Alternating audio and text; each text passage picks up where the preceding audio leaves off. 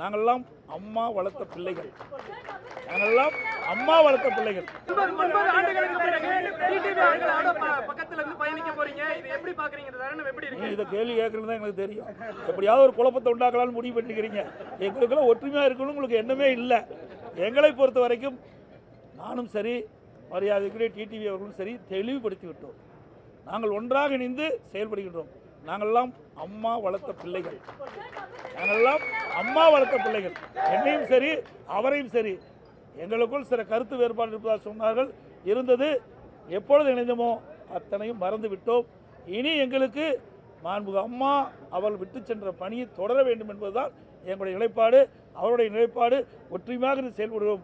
ஊடக நண்பர்களும் பத்திரிகைகளும் அதுக்கு துணை நிற்க வேண்டும் என்று அன்போடு கேட்டுக்கிறேன்.